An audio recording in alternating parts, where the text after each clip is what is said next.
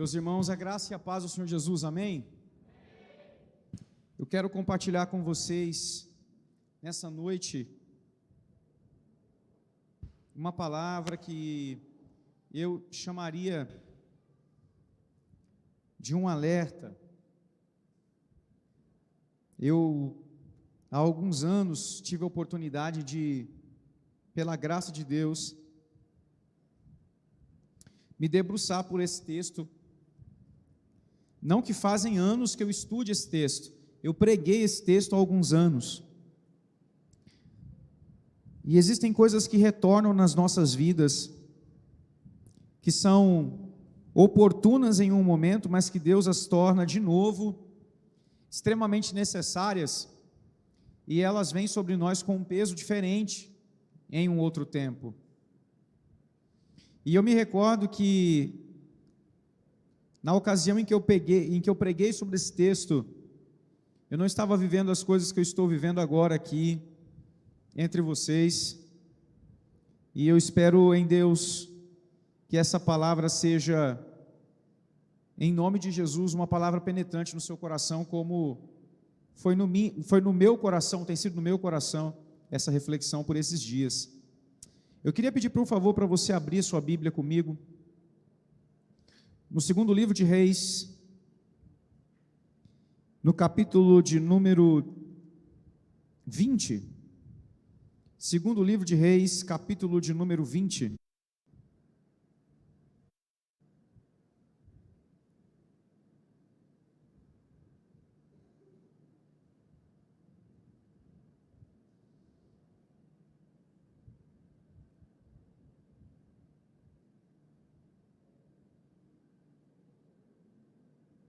Aleluia.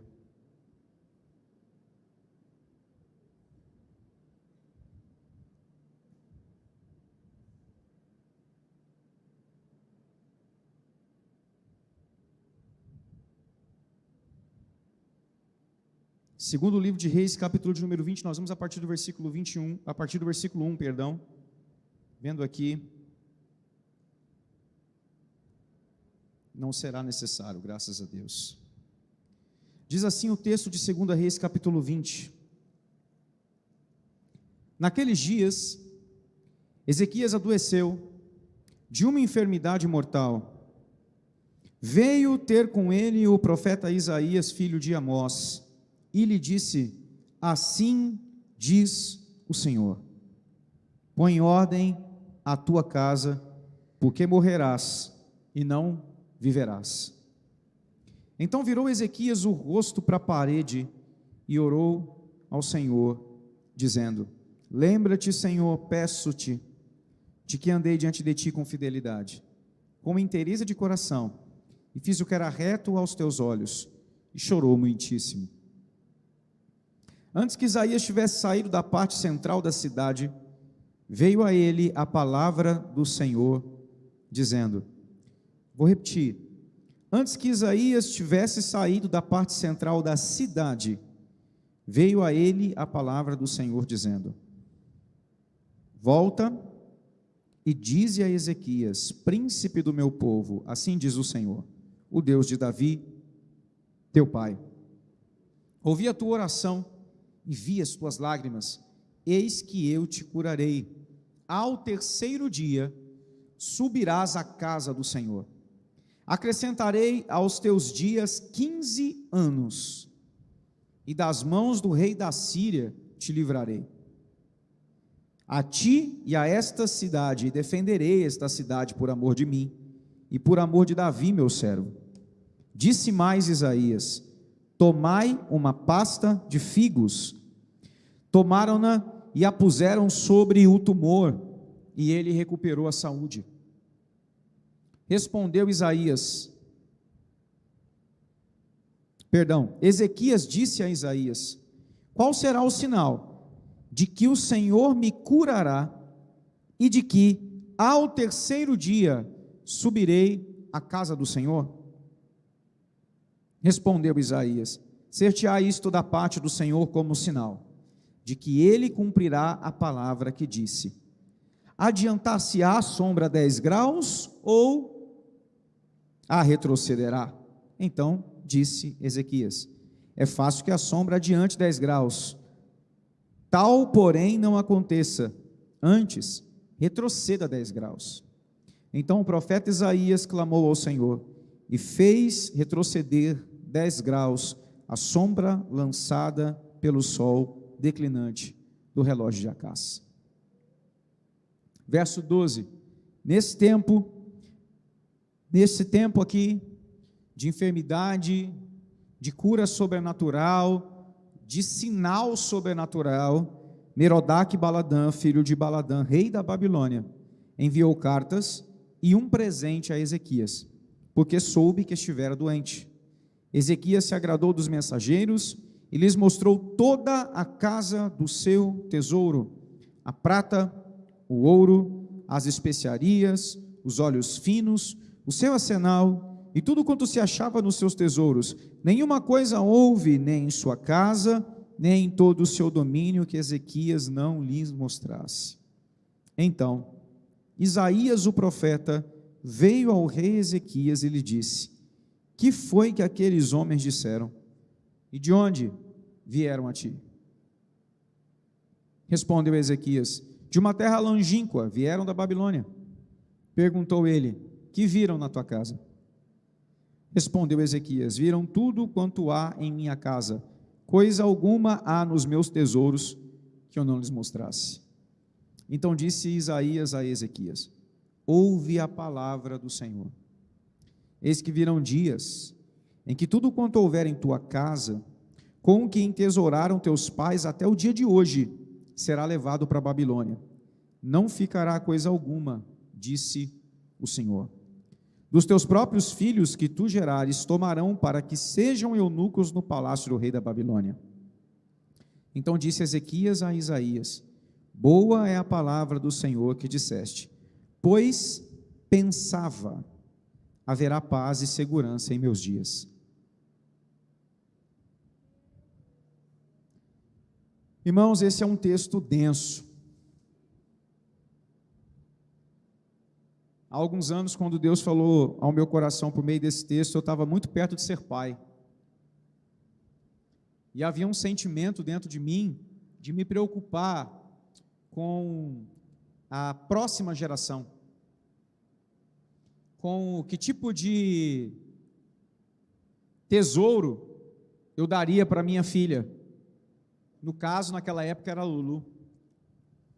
E eu me lembro de pregar aos irmãos com muita ênfase sobre gente que não se preocupa com a próxima geração, porque o jeito que esse texto encerra é extremamente sombrio. Primeiro, a gente só sabe o que ele pensava, porque Deus, que é onisciente, usa na sua sabedoria o texto para dizer, porque o texto registra um pensamento de Ezequias, não uma fala. A fala de Ezequias é: boa é esta palavra que disseste, profeta.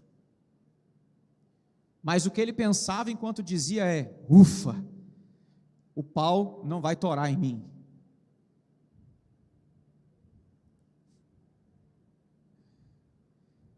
Sempre me inquietou pensar um homem tão piedoso com um coração tão egoísta. Porque como pode uma pessoa acabar de receber um milagre dessa amplitude, só pensar em si, pastor Clebinho? Então naquela época me indignou a postura do rei Ezequias, e eu me lembro de pregar aos irmãos dizendo que a gente não pode ser o tipo de pai. Obrigado, meu querido. Que acumula para si, que corre atrás do vento, e que perde a sua geração assim na sala de casa. Só que o Senhor nos acrescenta por graça amigos, doutrina e sabedoria, e aquilo que a gente via assim, agora a gente vê assim. Hoje para mim filhos não são só mais Luiz e Débora, são os filhos dos irmãos, e alguns de vocês eu os tenho como filhos. Hoje esse texto ele ganha ainda mais peso, e eu consigo perceber nele buracos que são preenchidos com outros textos, e eu quero preencher esses buracos para ter com vocês uma conversa sobre tempo. O tema da minha mensagem é tempo. Eu quero conversar com vocês sobre isso. Tempo para um profeta é algo extremamente valioso. É para todos os santos e deveria ser para todos os homens, mas para os profetas muito mais. Profetas lidam com o tempo todo, porque o tempo é o modo como se afere aquilo que está sendo edificado, é o modo como se confere se aquilo está sendo edificado do modo correto, dentro do que foi estipulado para ser. O tempo para o profeta tem a ver com a definição de posturas adequadas, compatíveis para a realização de obras específicas. Tempo para o profeta é a definição de esta é a hora de fazer desse jeito. Tempo e modo são duas coisas que estão diretamente relacionadas à vocação de um profeta. E os últimos anos, por causa dessa casa, de toda a forja que Deus tem feito a mim por meio de vocês, a vocação profética tem ganhado contornos mais lapidados, e eu tenho pensado muito sobre tempo, sobre modo, e não por acaso Deus me deu a graça de nesses últimos dias estar com o pastor Fábio, entre os irmãos de Rolim de Moura, falando sobre o modo de Deus fazer as coisas, liturgia.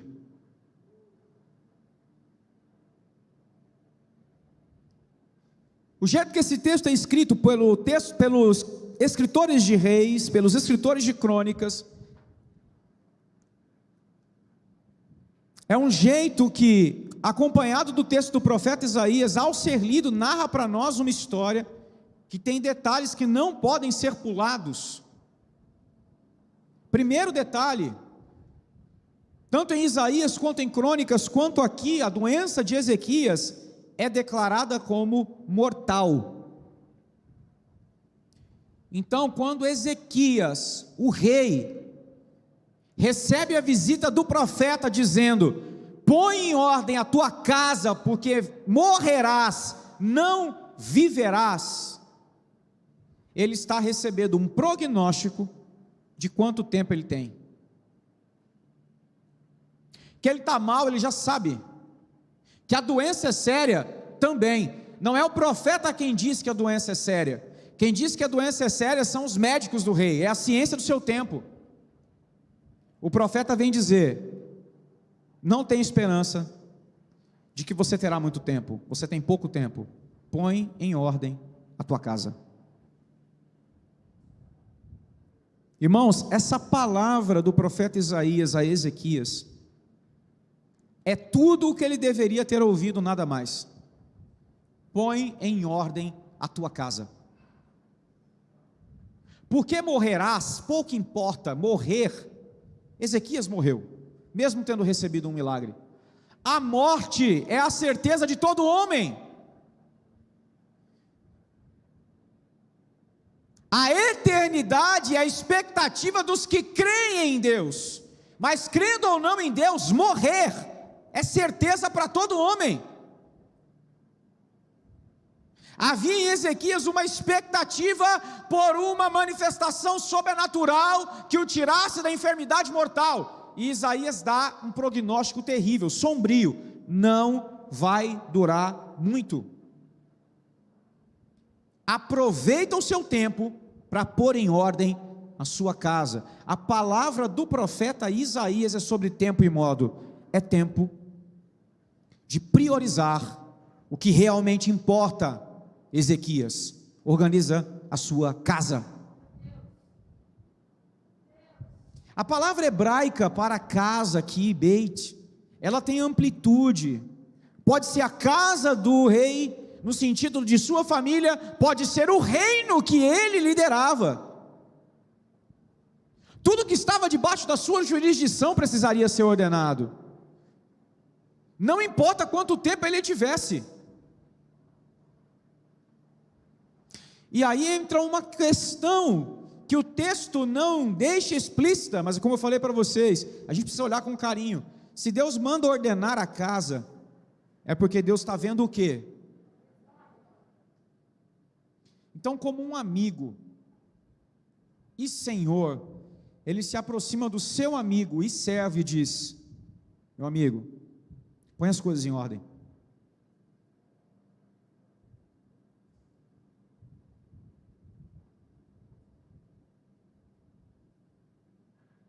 E como eu disse para vocês, isso era o que ele deveria ter ouvido. Põe em ordem a tua casa. Mas bateu mais forte, certamente morrerás, não viverás. E aí ele clama como alguém que sente medo do desconhecido que é a morte. Chora como alguém que tem sinceridade o bastante para não se envergonhar de ser quem é diante do seu Deus. Ele não se faz de forte, ele chora diante de Deus, ele chora diante do profeta, ele chora diante dos cortesãos que estão ao seu redor. Chorar, prantear, gemer diante de Deus é prática daqueles que o servem intimamente, porque só tem coragem de ser nu diante de Deus quem já está nu diante dele. Se Deus precisa arrancar a sua roupa, é porque você ainda se esconde em folhas de figueira.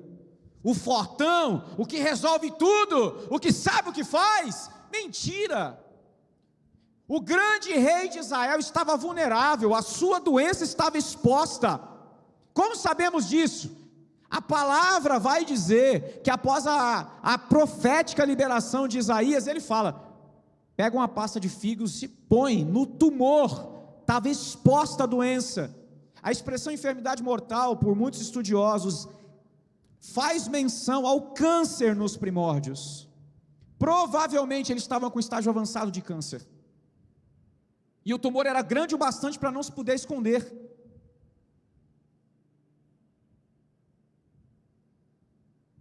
Não tinha como estar na sala do rei e não saber que ele estava doente. Não tinha como, Jonathan, estava ali.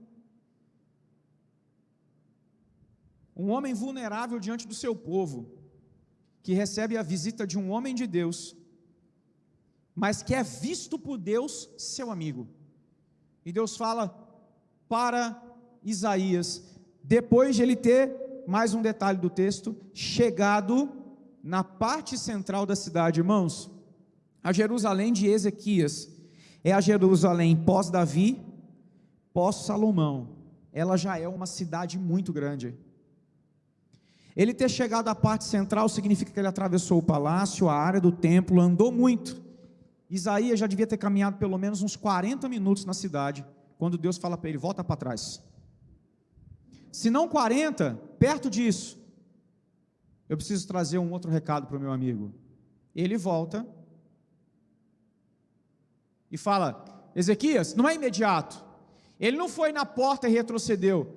Ezequias está chorando diante de Deus. O texto diz que as palavras são poucas. Lembra-te que eu fui fiel a você. O choro desse homem durou muito mais do que as suas palavras. E aí eu digo para vocês: por que chora Ezequias? Porque vai morrer? Duvido. Porque Ezequias é conhecido por ser um homem cuja vida piedosa trouxe manifestação de Deus. Ele era o tipo de cara, irmãos, que não orava na sala real, ele ia para o templo, pegava o livro da lei e orava apontando para Deus, como que diz assim: ó, você disse, não te esqueças. O que Deus fazia? Respondia. Então, se tem um cara com esse nível de liberdade, é porque no mínimo intimidade ele tinha.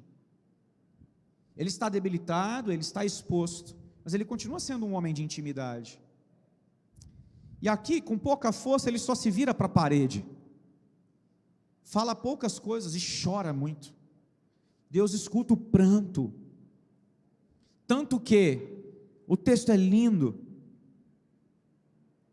Verso 4: antes que Isaías tivesse saído da parte central da cidade, veio a ele a palavra do Senhor dizendo: volta e dize a Ezequias, príncipe do meu povo, assim diz o Senhor: o Deus de Davi, teu pai. Presta atenção. Ao reconhecê-lo como filho de Davi, isso não é literal, ele não é filho de Davi literalmente. É da mesma genética espiritual. Um homem cujo coração está em Deus. E aí Deus diz: ouvi a tua oração e vi as tuas lágrimas. Onde estava Deus quando a voz do Senhor alcançou Isaías? Ainda lá no quarto de Ezequias. Deus estava lá vendo seu amigo chorar, provavelmente pensando: Deus, me dá tempo. Porque o que Deus dá a ele é tempo. Deus não dá a ele cura somente. Deus dá a ele tempo específico. Deus é muito específico no que responde. Ouvi a tua oração e vi as tuas lágrimas. Eis que eu te curarei, ao terceiro dia subirás à casa do Senhor. Acrescentarei aos teus dias 15 anos. Irmãos, tem algo que está acontecendo na sala de Ezequias, que Isaías não está presenciando, mas Deus está vendo. O texto nos mostra um homem dizendo uma coisa e pensando outra. Por que não mostrar um homem sem palavras orando coisas aqui? Deus, me dá tempo, me dá tempo, me dá tempo. Chorando, pedindo tempo. E o que Deus faz? Deus dá tempo. Isaías volta. Tem o diálogo que o texto nos apresenta. Ezequias sente a sua saúde ser revigorada, mas pede um sinal de que aquilo seria definitivo. Porque a enfermidade era tão avançada que o fato dele se sentir bem não significava que ele estava curado. Ele queria um sinal de que ele teria 3 dias de vida. Porque a promessa é: em 3 dias você adorará na casa do Senhor. Diante do prognóstico tão sombrio, ele pergunta: como é que eu tenho certeza que eu vou ter 3 dias, sendo que alguns minutos atrás não tinha nada? E a resposta é: o que é mais fácil? Aí essa conversa aqui é sobre um relógio que havia em Israel, um relógio feito de sombra, um relógio feito de metal, com uma haste inclinada, que projetava uma sombra em cima de uma grande superfície de aço, de metal. E esse relógio de sombra era chamado relógio de Acás. Quando o sol batia aqui, ele projetava a sombra assim, ele ia mexendo ao longo do dia, e era por esse relógio que se media o tempo. Então a conversa com eles, dos dois, não é sobre a sombra do homem, é sobre a sombra do relógio. E ele pergunta: o que é mais fácil? A sombra avançar ou a sombra retroceder? Ezequias não é bobo. Para frente, todo relógio de sombra vai. Para trás, só um milagre. Ou melhor, só uma maravilha. Porque Ezequias não sabia, mas para que um relógio solar seja possível, é porque a Terra precisa girar em torno do seu próprio eixo, enquanto o Sol paradinho joga a luz sobre ela. Retroceder a luz do Sol significa que a Terra que está girando assim ia parar e voltar. Resumindo, Ezequias realizou o sonho que todos nós temos quando fazemos cagada e queremos consertar o passado. Qual é o sonho? Voltar no tempo.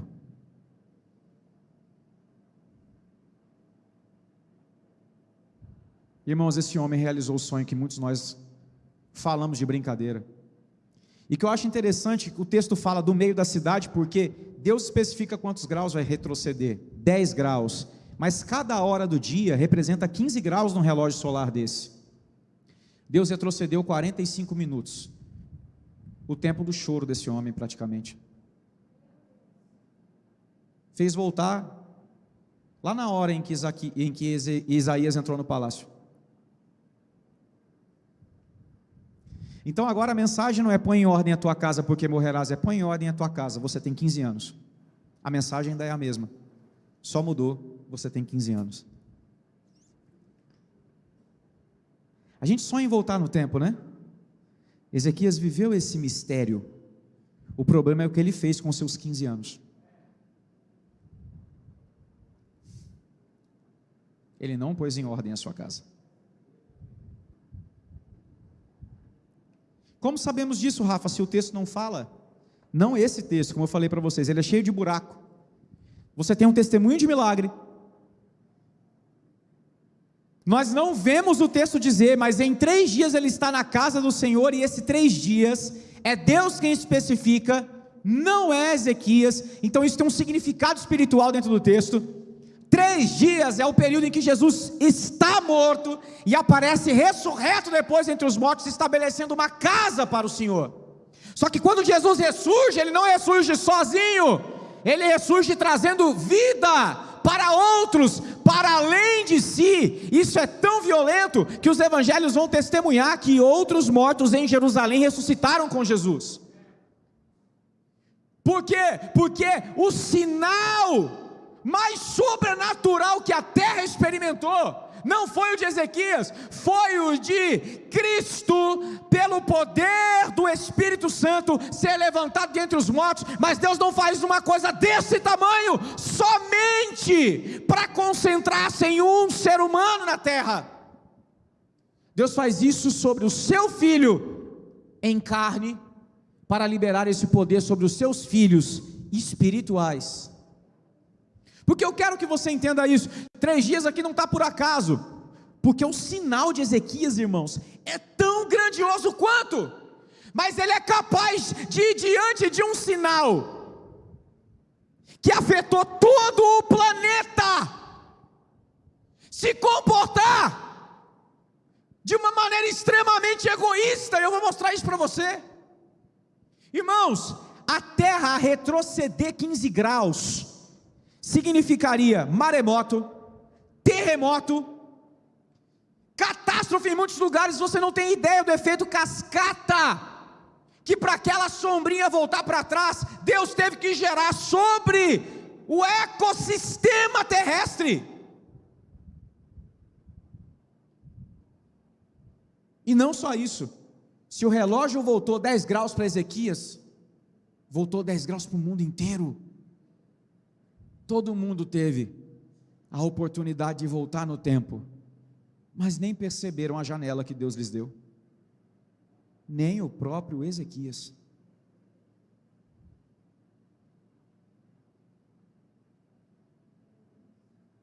Lidar com tempo e modo, repito, é a tarefa de um profeta.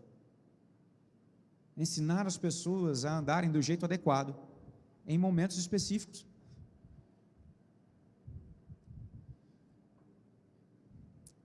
Vem mais para frente comigo, por favor. Agora em 2 Crônicas, capítulo de número 24. Segundo livro de Crônicas, capítulo de número, 32, versículo 24. Tem tereré aí, gente, em nome de Jesus? 2 Crônicas, capítulo 32, versículo 24.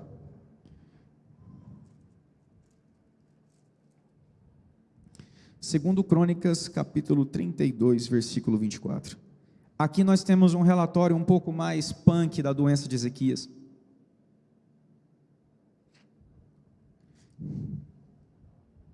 Diz assim: naqueles dias, adoeceu Ezequias mortalmente.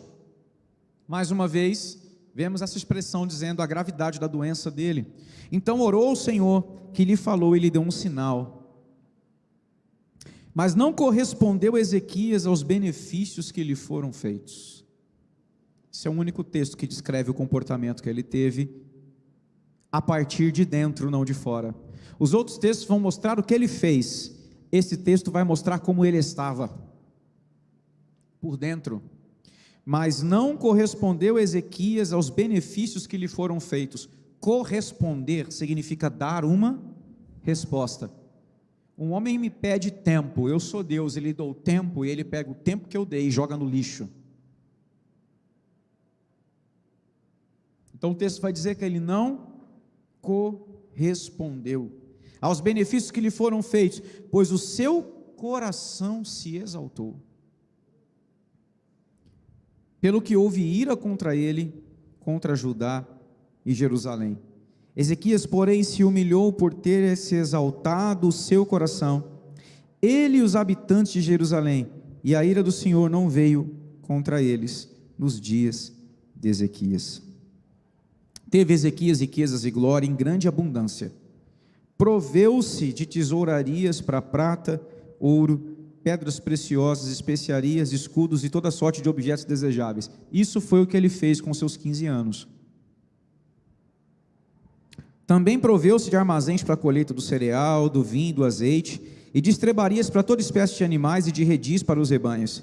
Edificou cidades, possuiu ovelhas e vacas em abundância, porque Deus lhe tinha dado muito numerosas possessões. Também o mesmo Ezequias tapou o manancial superior das águas de Giom e as canalizou para o ocidente da cidade de Davi. Ezequias prosperou em toda a sua obra. Contudo, quando os embaixadores dos príncipes da Babilônia lhe foram enviados para se informarem do prodígio que se dera naquela terra, Deus o desamparou para prová-lo e fazê-lo conhecer tudo o que lhe estava no coração. Irmãos, sabe o que eu acho violento? É que a gente acha que Deus respondeu a Ezequias porque ele merece, porque a oração dele é: tenho sido fiel a você durante todos esses anos. Blá, blá, blá, blá, blá.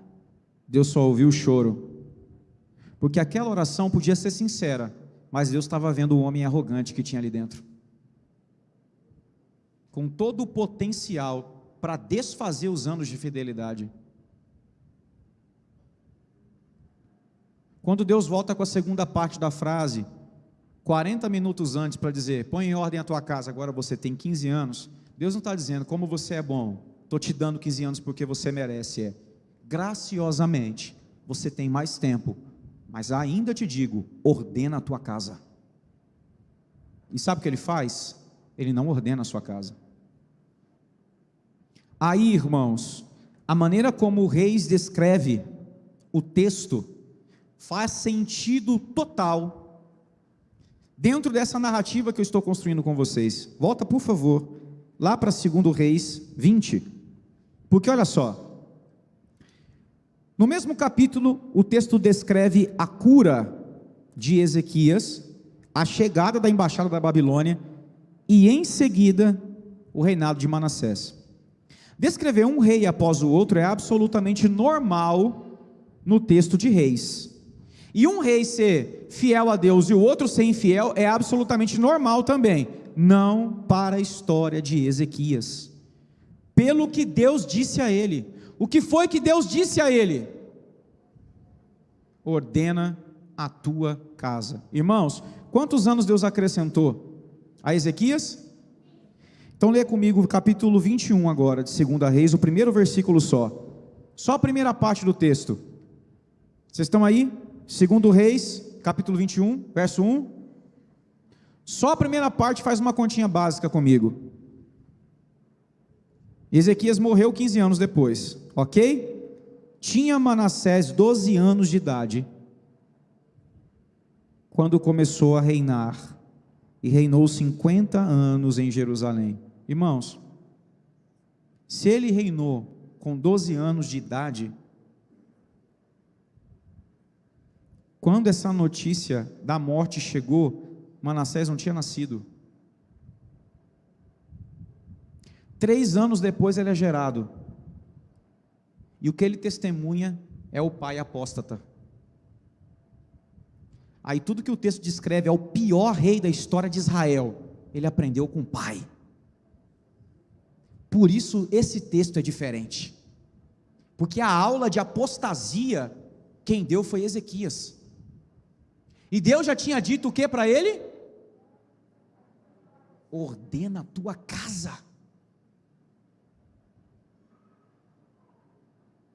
Há muitos reis de Israel que foram fiéis e os seus filhos foram infiéis, por escolha própria. Mas um garoto de 12 anos não faz o que o texto descreve por escolha própria, irmãos. Um garoto de 12 anos tem dificuldade de tomar as decisões mais banais da vida. Naquela época eram mais adultos, mas ainda é um menino, tanto que era comum que nessa idade tivessem tutores para governar com ele. O que o texto descreve que ele faz desde o primeiro momento, irmãos, é escabroso. Lê comigo. Ele reinou 55 anos em Jerusalém, começou cedo. Sua mãe chamava-se Efsibá. Por que cita o nome da mãe? Porque provavelmente ela é a rainha consórcia, quem manda. Porém ele é o rei de direito. Fez ele o que era mal perante o Senhor, segundo as abominações dos gentios que o Senhor expulsara de suas possessões de diante dos filhos de Israel. Pois tornou a edificar os altos que Ezequias seu pai havia destruído.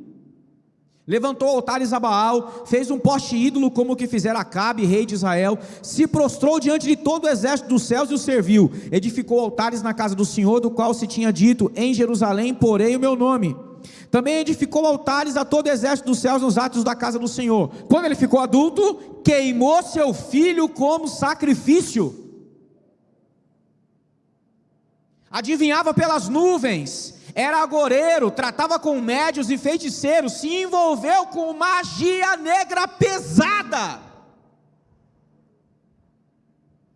prosseguiu em fazer o que era mal perante o Senhor para provocar a ira.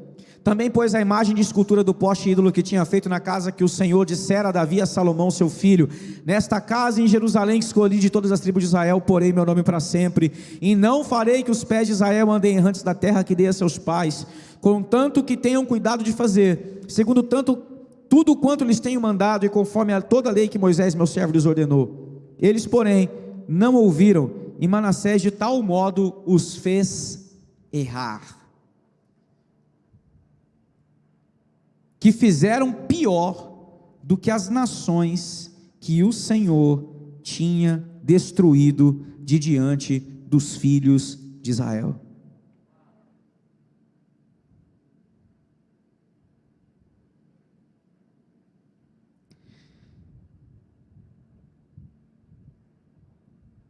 Vamos continuar a lista? Então o Senhor falou por intermédio dos profetas seus servos, dizendo: visto que Manassés, rei de Judá, cometeu estas abominações, fazendo pior que tudo que fizeram os amorreus antes dele, e também a Judá fez pecar com os ídolos dele, assim diz o Senhor Deus de Israel: eis que hei de trazer tais males sobre Jerusalém e Judá, que todo o que os ouvir lhe tinirão ambos os ouvidos. Estenderei sobre Jerusalém o cordel de Samaria e o prumo da casa de Acabe. Está mandando dizer que vai trazer os povos estrangeiros para julgá-lo. Eliminarei Jerusalém como quem elimina a sujeira de um prato, elimina e o emborca. Abandonarei o resto da minha herança, entregá-lo-ei nas mãos dos seus inimigos, servirá de presa e despojo para todos os seus inimigos. Porquanto fizeram o que era mal perante mim, e me provocaram a ira desde o dia em que seus pais saíram do Egito até o dia de hoje. Além disso, Manassés derramou muitíssimo sangue inocente, até encher Jerusalém de um ao outro extremo.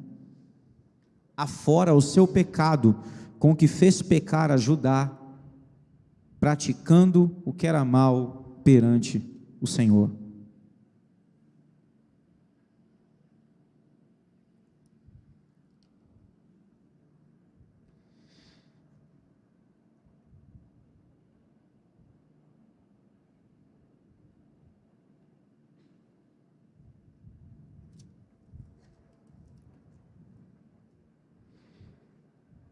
Bom, agora vai comigo em 2 Crônicas, capítulo 33.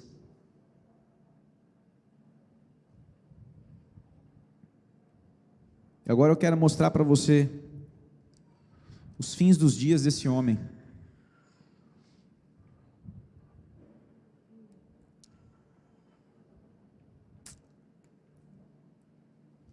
Vamos começar do versículo 9 do capítulo 33.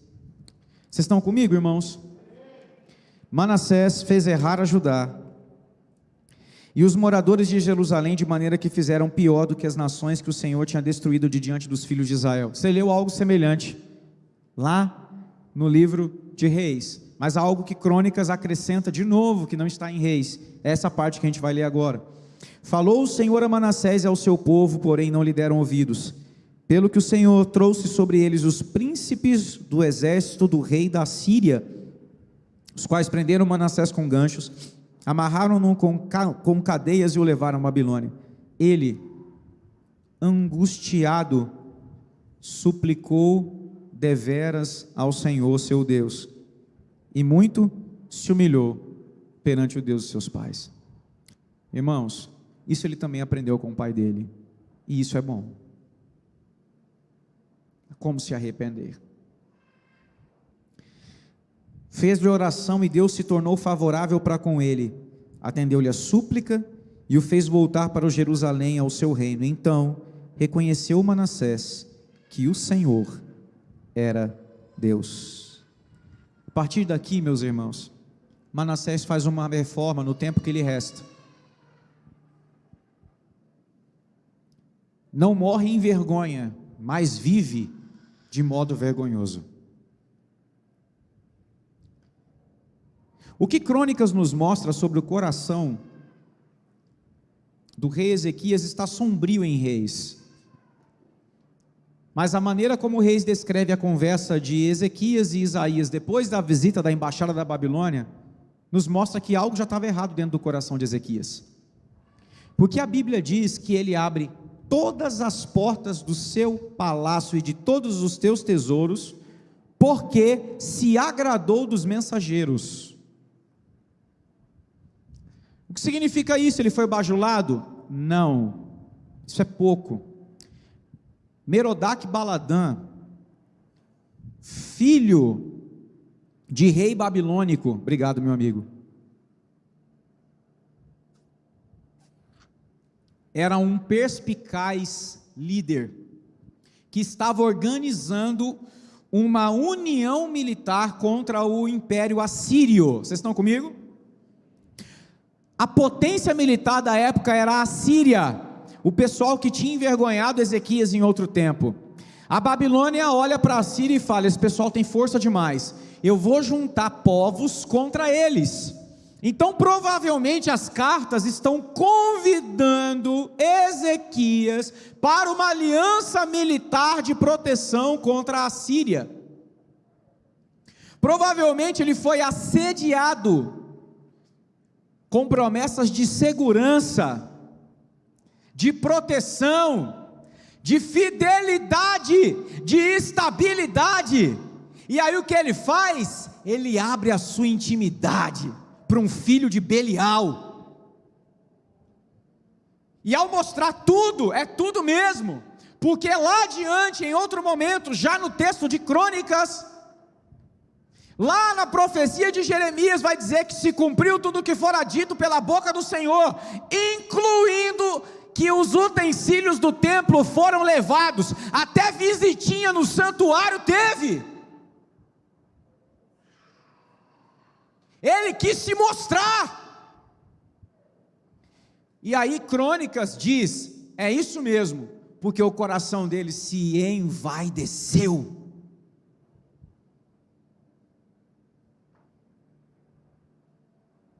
Crônicas está nos confirmando: é isso mesmo que Reis está nos levantando suspeita. Como assim o cara abre a sua cidade, o seu povo, para os estranhos e dê a intimidade para eles? Ele responde: sim, é porque antes de abrir a cidade, ele já tinha dado no coração, ele gostou da proposta de pertencer aos fortes. Confiar no Senhor para quê? Ter que ficar passando tensão, toda a guerra, ter que orar, e Deus fazer um milagre? Eu vou dar meu jeito, vou administrar os meus 15 anos como eu bem quiser.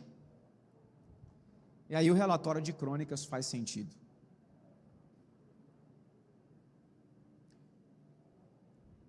Irmãos, como você viveria se você ouvisse o que Ezequias ouviu? Põe em ordem a tua casa, André, porque morrerás. Põe em ordem a tua casa, Josa, porque morrerás. Põe em ordem a tua casa, pastor Amara, porque morrerás. Põe em ordem a tua casa, Rafael, porque morrerás. Qual seria a sua reação?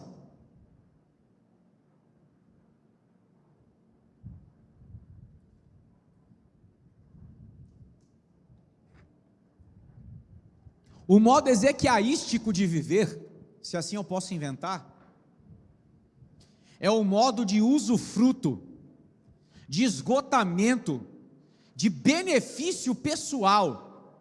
Tempo é o que eu uso para o meu prazer. como eu vou morrer, eu quero aproveitar. É o Jesus que dá, que abençoa, que dá carro, que dá dinheiro, que dá emprego, que dá família estável, que me dá concurso público. É o Jesus que me dá saúde, em nome do Pai, do Filho e do Espírito Santo, amém. É o Jesus que me livra do mal, com a fitinha vermelha, que quebra o quebrante do invejoso, aleluia. É o Jesus que protege a minha casa, que não falte o pão, obrigado Senhor. É o Jesus que me faz um ministro bem sucedido, com uma igreja estável, com irmãos que sempre estarão enchendo o meu templo. Projetos ezequiaísticos fazem isso. Vida cujo propósito é agradar a si mesmo, e que se exploda a próxima geração. Se tiver que acontecer alguma coisa ruim, que seja com eles. Eu estou tranquilo. Mas um homem profético vive para além do seu tempo. Por isso ele lida com tanto carinho com o tempo, porque tempo é ferramenta, tempo não é dinheiro, tempo é vida, tempo não é coisa. E como eu sou um homem eterno, estou falando de pessoas proféticas, eu não olho para o tempo assim, pedindo a Deus, me dá mais um dia. Eu olho para o tempo assim, quando eu contemplo Cristo, eu vejo a eternidade. E ao ver a eternidade, eu vejo, pastor Clebinho, oportunidade de fazer a vontade daquele que me fez eterno. Por isso, homens proféticos olham para além dos seus dias. Ah, mas e se você morrer? Certamente morrerei. Mas como eterno sou, o que eu estou construindo não pode ficar em mim. Um relatório como o de Isaías sobre o futuro deveria fazer com que o homem profético voltasse para o quartinho e chorasse de novo, e não desse tempo de em 40 minutos de novo. Volta lá que mais uma vez ele me pediu para intervir, e eu vou intervir. Só que já está resolvido o meu problema, eu não vou mais morrer, que se lasque o resto. Quantos de nós agiríamos assim? Só muda. O que você quer que Jesus faça para você? Que se ele fizer, você pula fora.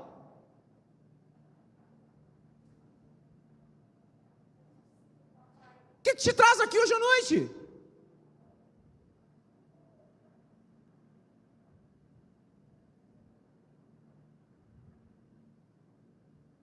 Se Jesus dissesse para você, não vou dar o que você está me pedindo, o que você faria?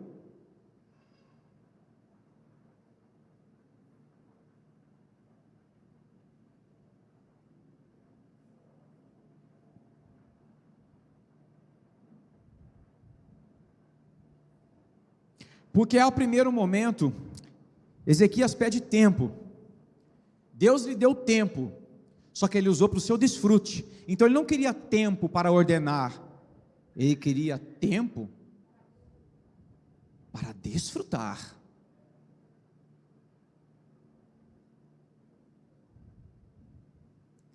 Irmãos, tempo, futuro, só traz angústia no coração de gente que tem o que ordenar. Se falar de futuro te incomoda, é porque a sua vida precisa ser posta em ordem, porque senão você estaria tranquilo para partir agora.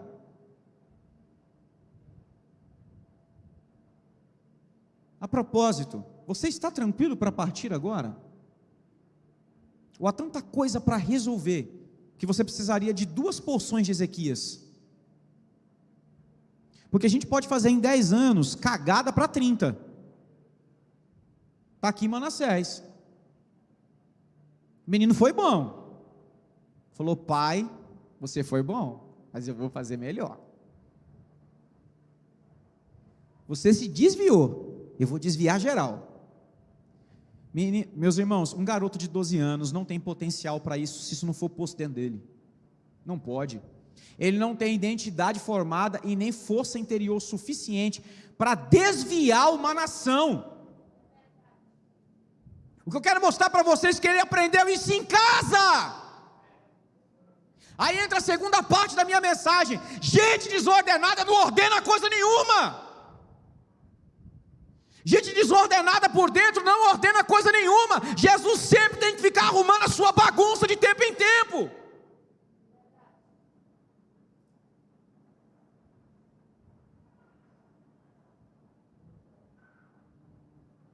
Jesus sempre tem que arrumar a minha bagunça de tempo em tempo.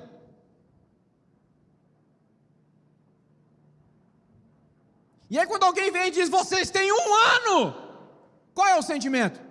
Desespero, porque não vai dar tempo. 9 fora, eu precisava de uns 15 anos. Por que o desespero da palavra recebida? Porque a vida está em desordem.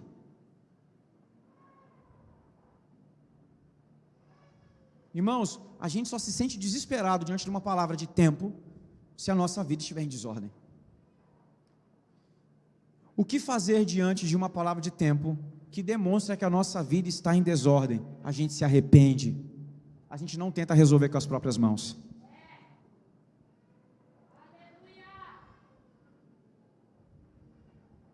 Porque Ezequias pediu tempo, ganhou tempo, ordenou a casa, mas se tivesse pedido sabedoria, talvez teria sabedoria e tempo, e teria ordenado a casa.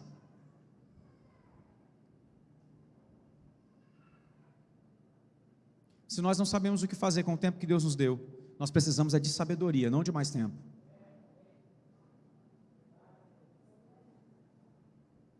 Nós precisamos de discernimento e não de mais tempo. Nós precisamos de iluminação e não de mais tempo. Nós precisamos de quebrantamento e não de mais tempo.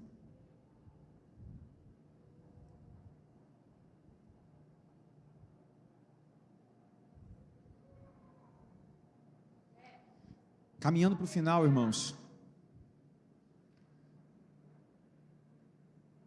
Uma comunidade que é chamada a adequar-se no tempo, fatalmente parará de olhar para as suas necessidades particulares e começará a enxergar para além de sua própria realidade. Pare de se angustiar com o que você ainda não é e comece a pensar que Deus não para a terra só porque você existe no planeta.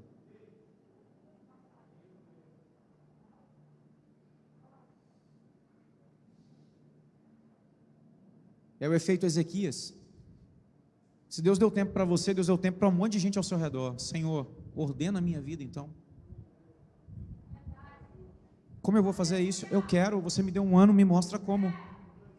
Eu quero, Senhor, eu quero. Não só na minha vida, Senhor, quais são as relações que eu preciso ordenar, Senhor, a maneira como eu tenho que viver no trabalho, em casa.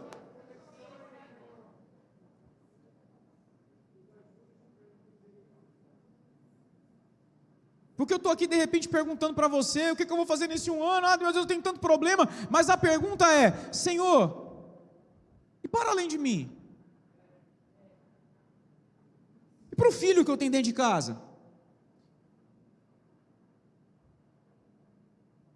Que está testemunhando a minha desordem e aprendendo uma vida desordeira. E quando eu falo de desordem, meu irmão, eu não estou falando só da desorganização básica do cotidiano. Isso ainda, que pecaminoso, é pequeno diante do que eu estou falando. E eu falo a vocês como alguém que quer ser ordenado pelo Senhor. Eu estou falando de comportamentos promíscuos que nós mantemos. Como, por exemplo, diante de uma exortação, resistir à exortação e fazer de conta que não é comigo. O meu filho vê. Seu filho vê se você ora ou se você não ora. E ele aprende com você a não respeitar uma convocação de arrependimento. Porque uma vez ele vai te perguntar: pai, você ora? Você não foi lá? É uma vez só, meu irmão. Depois ele vai aprender com você a usar a máscara do homem de oração. E assim se fabrica um Manassés.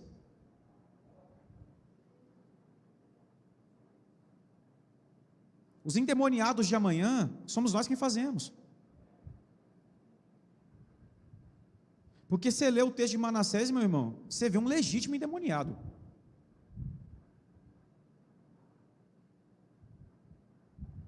A filha promíscua, o filho promíscuo, eu faço, com o meu comportamento de promiscuidade. Irmãos, nós precisamos aprender a ordenar a nossa casa a partir de uma vida guiada pelo Espírito, porque aquilo que de repente para você não é danoso, para o seu filho é. Eu não tenho problema nenhum com Netflix, com YouTube, com novela. E por favor, não receba na carne achando que eu estou te dando uma regra, eu quero que você seja sábio. A novela que para você não faz nenhum mal, para o seu filho de 3 anos faz.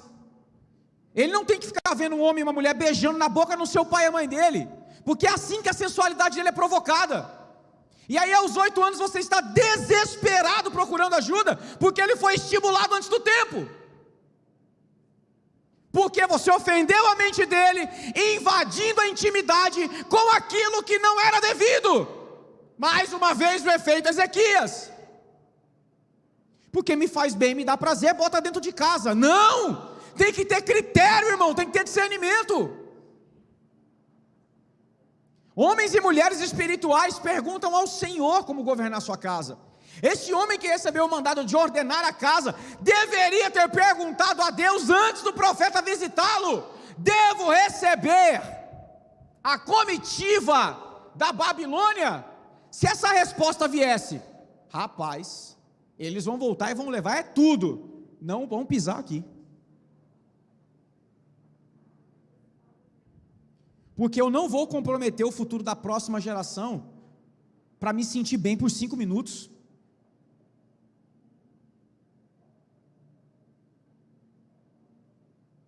E aí eu estou falando da maneira como vivemos o tempo que Deus nos dá, mostrando para vocês que o tempo que Deus nos dá não é exclusivamente nosso, porque o modo como o vivemos afeta os outros. Primeiro exemplo é o seu filho, sua filha.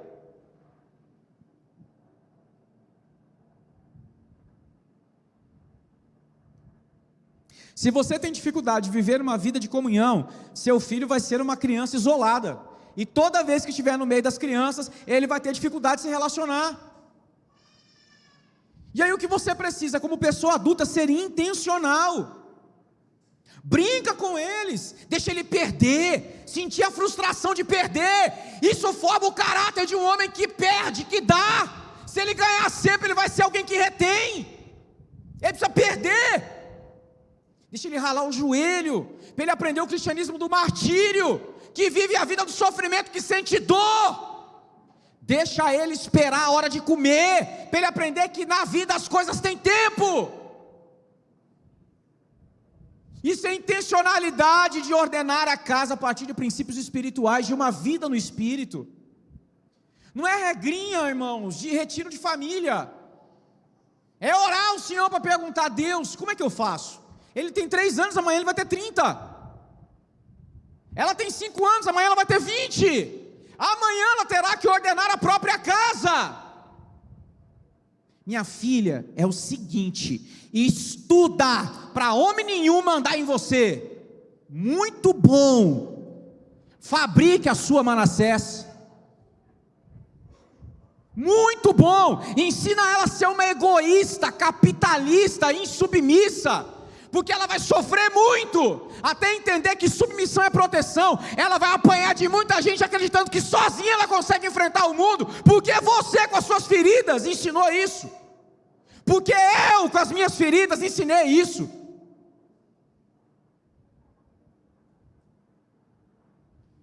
O meu dedo enriche é o meu jeitinho de falar, não estou acusando você, mas se a sua mente for ofendida com isso, glória a Deus, eu preciso que você pense.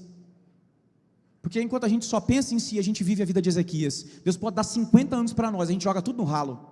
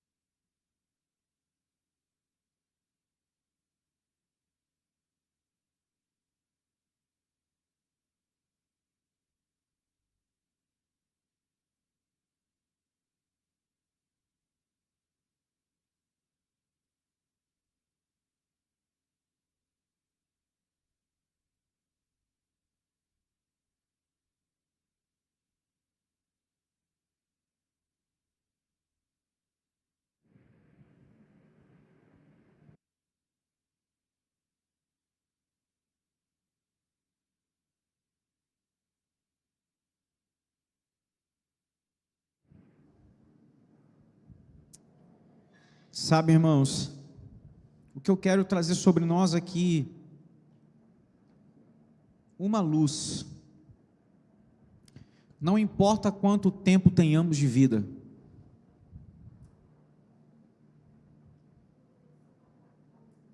que o Senhor nos ensine a contar os nossos dias de forma que alcancemos um coração sábio. São as palavras de Moisés. Meu salmo preferido. Irmãos, eu sou um velhinho enrustido, saibam disso. Eu gosto demais da velhice. O meu sonho é me tornar velho, mas não gastado pela vida, é me tornar sábio. Eu não me imagino jovem, já faz muito tempo. Eu me imagino velho desde a minha adolescência, irmãos. Eu me imaginava numa cadeira de balanço com a Larissa, depois de que Deus me deu uma visão dela. Isso é coisa de jovem pensar, pastor? Cadeira de balanço? Eu amo a sabedoria, mesmo sendo tolo.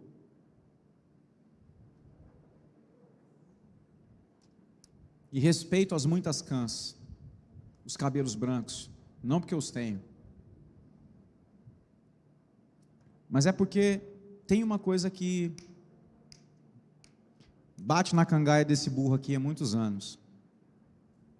O que as suas filhas, o que a geração depois de você dirá a seu respeito quando você não estiver mais aqui?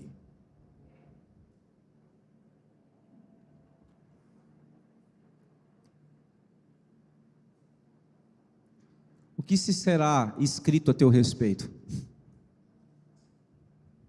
Quais as memórias que o seu povo guardarão sobre você? Fez Rafael o que era reto perante do Senhor, mas se engrandeceu o seu coração. Eu prefiro ser o homem de menos 15 anos, tendo morrido fiel, do que jogar minha vida no lixo, tendo só recebido horas a mais.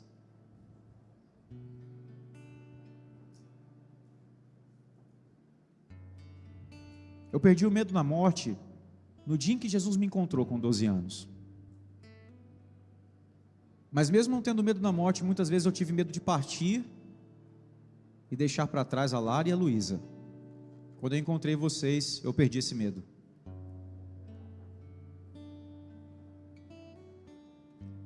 Hoje o meu medo é viver de modo displicente, porque eu quero morrer do mesmo jeito que eu sempre vivi. Algumas coisas me angustiam, porque eu sei que elas estão fora, elas estão desordenadas. A minha vida não é a vida de um homem ordenado ainda.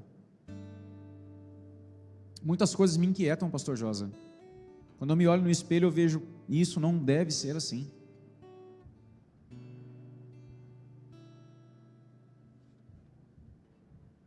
Mas eu não vou esperar uma enfermidade mortal abrir os meus olhos para como viver.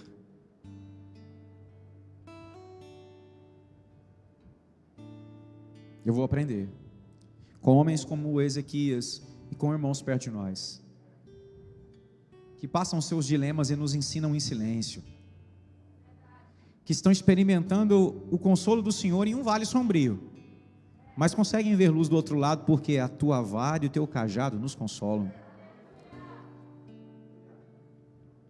Independente do que você faça comigo no vale, você não me faltará. Aliás, você é tudo que eu preciso. Merodach Baladão, obrigado pela carta. Eu não preciso de novas alianças. Eu estou seguro. Ainda ontem Deus mandou embora a Síria. E se você vier amanhã, amigo, vai voltar por onde veio. Só entra em Jerusalém quem ele deixar entrar. Porque no dia em que eu abrir o portão da minha casa espiritual, do meu coração, da minha intimidade, para um filho de Belial, Deus está dizendo, ok, você tomou de mim o governo da sua casa. No dia que eu confiar mais no dinheiro, nos meus projetos pessoais, no meu bom nome, num seguro de vida do que no Senhor, eu entreguei a chave do palácio para a Babilônia. E aí, meus irmãos, eu não verei as coisas que Deus me mostrou sobre as minhas filhas do futuro.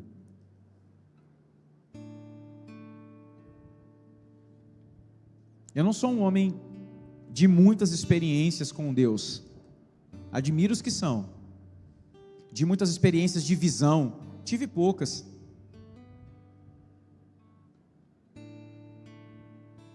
Mas as coisas que Deus falou comigo, eu guardo.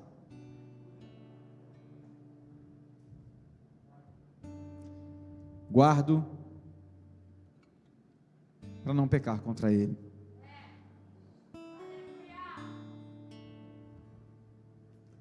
Se Ezequias tivesse guardado a palavra que recebeu, ordena a tua casa, teria sido diferente. Você tem um ano, é um presente. Mas qual foi a palavra que Deus disse antes de te dar um ano? Nada mudou. Repito, você tem um ano, é o relógio de Acaz retrocedendo, espiritualmente Deus dizendo, você tem um ano. Mas qual foi a palavra que Ele disse antes? Ordena as tuas emoções, abre a tua casa, vai para a mesa. Se essa é a palavra, ordena a tua casa.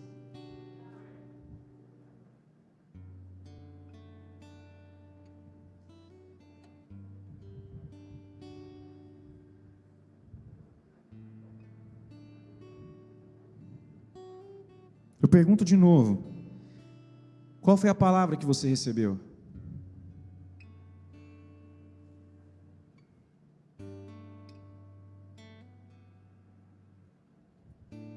Porque, irmãos, se nós formos pessoas que guardam a palavra do Senhor, nós seremos pessoas atemporais. Parece paradoxal, né? Eu comecei falando de tempo e termino falando de um ser atemporal. Pessoas proféticas são atemporais, sabe por quê? O tempo é a ferramenta, não é a prisão delas. Sabe por que uma comunidade profética, ou o espírito da profecia que governa a igreja, tira de nós o medo? Porque quando você levanta a cabeça, você vem para além dos seus anos, você fala, não morro mais. Quando o meu exterior se corromper, o meu interior se renovará. Quem sou eu depois que os meus olhos se fecharem? Eu sou alguém esperando a ressurreição. E ela virá. Ninguém toma a minha vida, sou eu quem dou. E como eu já estou crucificado com Cristo, tchau, tchau, morte, você será tragada pela vitória. Sejam 15, 50, 60, 70 anos, não tem medo de morrer quem já morreu. Eu sou um homem crucificado, mas eterno. Então me incomoda quando o trabalho toma tempo demais na minha vida, porque isso vai ficar para trás. Quero terminar mostrando para vocês uma pessoa só. Tenham paciência comigo. E aqui eu encerro. Eu falei de Manassés e dos últimos 15 anos de vida de Ezequias, mal vivido, segundo o texto de Crônicas, e da influência sobre o seu filho. Vocês entenderam isso? Porque Deus deu a ele tempo que ele podia ter vivido com a sua casa, ensinando o seu filho a governar com retidão, como fez Davi com Salomão, irmãos. Antes de morrer, vem aqui. As últimas palavras de Davi para Salomão são: Salomão, meu filho, seja homem. Eu guardei todo esse tesouro para você edificar uma casa para o nosso Deus. Isso é um homem para além de seus dias. Eu não levantei um prego, porque Deus não me deixou, mas a próxima geração está abastecida. Então, Salomão, cuida daquilo que realmente importa. Faça um lugar para o nosso Deus. Porém, quem eu quero te falar é Josias, um moleque de 8 anos que tem que se tornar rei. Um menino de 8 anos que tem que se tornar rei, também tem o nome de sua mãe citada no texto, porque como eu disse para vocês, tendo mãe, quem governava sobre ele era a mãe. Eu só vou ler, 2 Reis 22, verso 1, tinha Josias 8 anos de idade, quando começou a reinar. Quem é Josias? É filho de Amon, filho de Manassés. Quem é Amon? Amon é o cara que fez pior que Manassés e não se arrependeu de nada. Quem é Josias? Josias é o filho da versão piorada do seu avô. Tinha tudo para dar errado.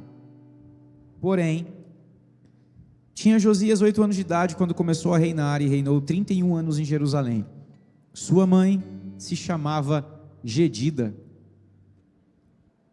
e era filha de Adaías de Boscate.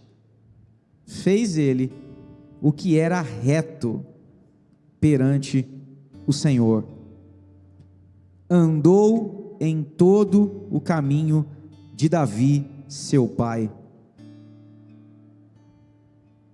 e não se desviou nem para a direita, nem para a esquerda. Ele é o homem que experimenta um avivamento em Israel e restaura a espiritualidade da sua nação.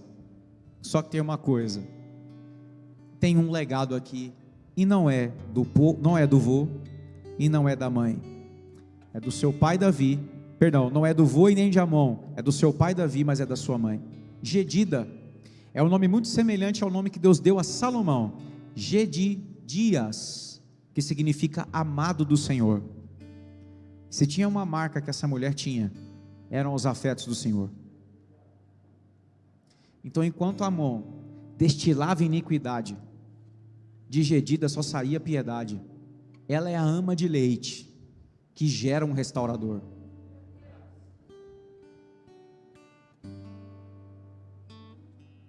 Quando ela põe Josias no trono, ela põe um menino, que por dentro é um homem, porque teve que ter coragem para desfazer os erros de 2 gerações.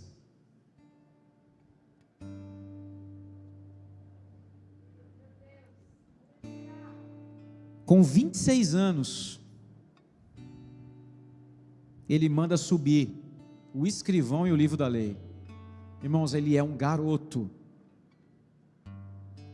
deve ter ouvido muito conselho de Gedida, para preservar seu coração e não se perder nos benefícios de ser rei,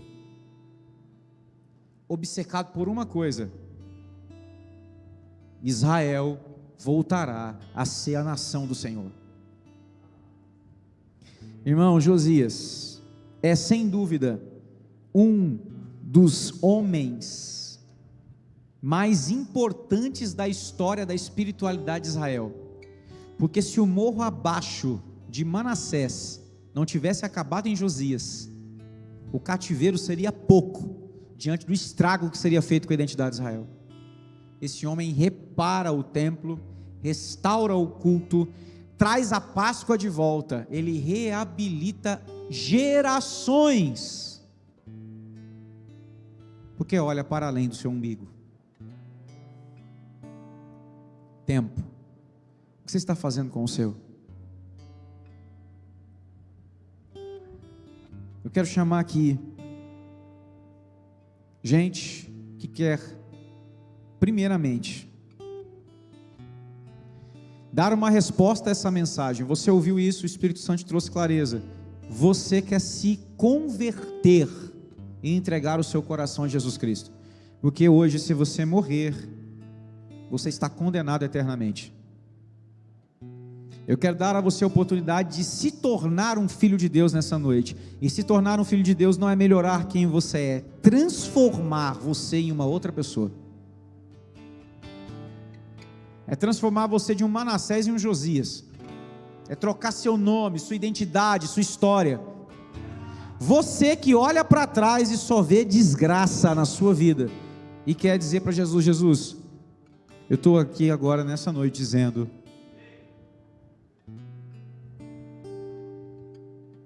eu quero ser um homem eterno, uma mulher eterna. Eu quero ser transformado. Que Deus te abençoe, minha querida. Há mais alguém que quer entregar seu coração assim para Jesus nessa noite? Ah, não, mas eu já sou crente. Meu irmão, se você precisa se reconciliar, minha irmã, se você precisa se reconciliar, por favor,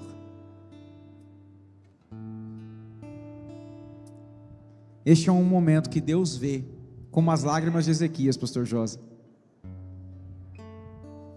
Há mais alguém?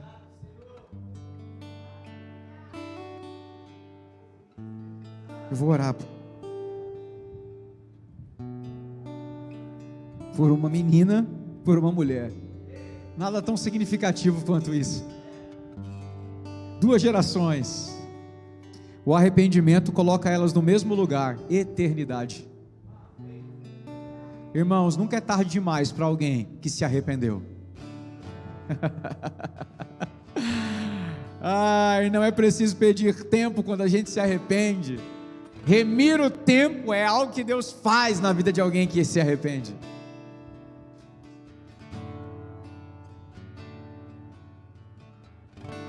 Senhor, nós queremos abençoar os nossos irmãos, que nesse gesto de humildade se arrependem, se reconciliam, para reordenar suas vidas e viverem numa nova natureza. Senhor, eles não querem mais outra coisa senão que você governe a vida deles. Eles entenderam que se partissem hoje,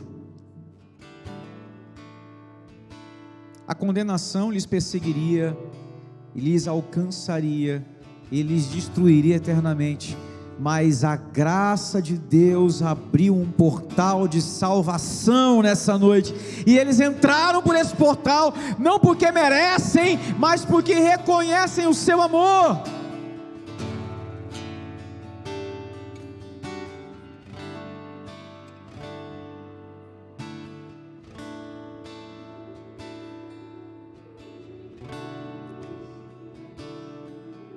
Traga sobre eles, sobre estes irmãos, sobre este irmão, sobre essas irmãs, o seu perdão, o seu favor, Senhor, os seus afetos,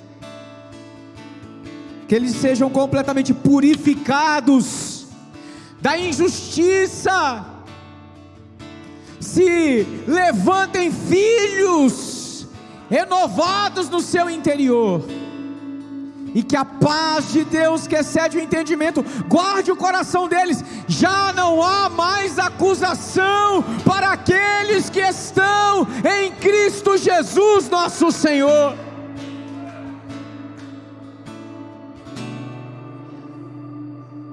Eu vim para os que são doentes, porque os sãos não precisam de médico.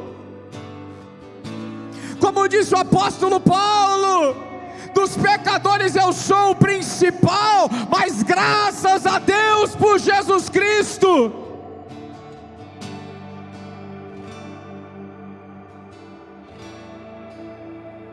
Salvação, reconciliação, purificação, restauração, renovo, vigor, alegria sobre eles, em nome de Jesus. Nós os abençoamos, Pai. E agora eu quero orar por você que quer ordenar a sua vida. Eu vou orar com você, porque eu quero pôr em ordem a minha vida.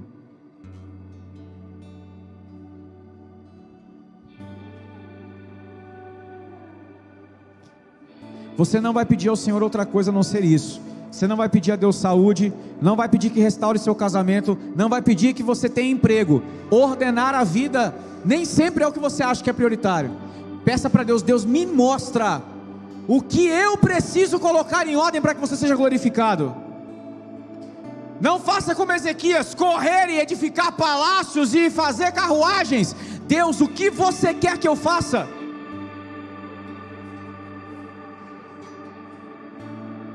Eu quero ordenar a minha vida hoje. Eu preciso ter paz, eu preciso dormir em paz essa noite.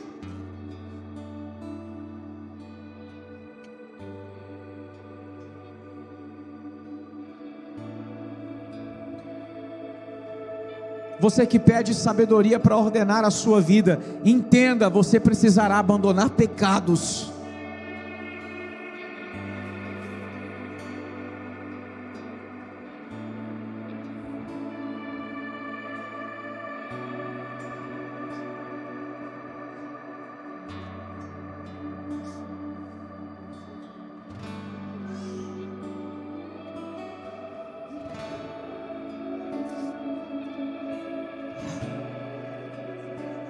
Nós queremos, a começar de nós presbíteros, a começar das nossas casas.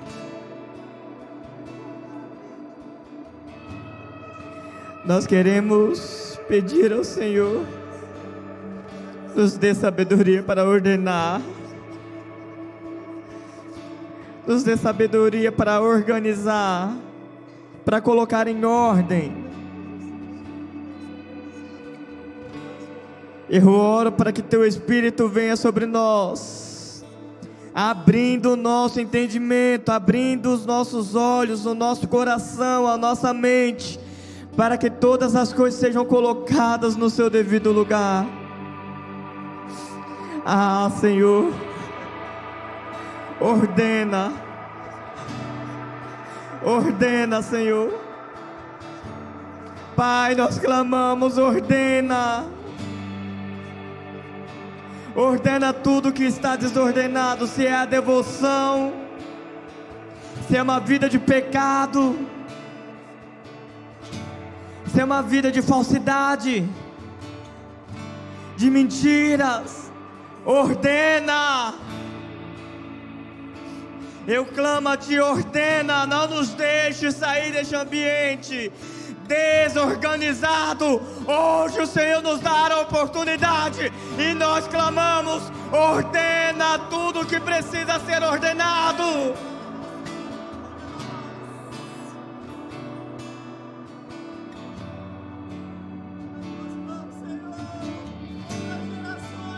Nos dê sabedoria, Senhor. Nós queremos ser uma casa com autoridade, que colocou em ordem tudo que precisava ser colocado. Mas dentro da nossa pequenez, dentro desse pedido que entendemos hoje que o Senhor está fazendo a nós, nos ajude a ordenar. Nos ajude a ordenar, porque sozinho nós não iremos conseguir. Nós precisamos do Teu Espírito. Nós precisamos da Tua presença. Nos ajude a ordenar, Pai. Clamamos. Nos ajude a ordenar, porque não vai ter mérito nenhum dentro disso. Não é a força humana, não é o entendimento humano, mas é a Tua graça vindo sobre nós. Mais uma vez nós clamamos, venha sobre nós e ordena todas as coisas no seu devido lugar.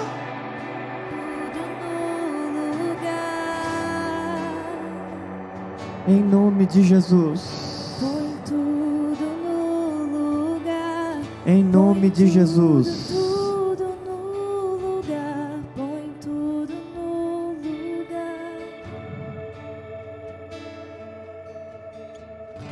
Sabe, queridos, tem alguns ambientes na nossa casa que geralmente a gente não tem coragem de levar ninguém, que é o quarto da bagunça. Nem nós mesmos sabemos ao certo tudo que tem lá dentro. O quarto da bagunça, o nosso quarto da bagunça, nós sabemos. E sabemos exatamente o que precisa ser ordenado.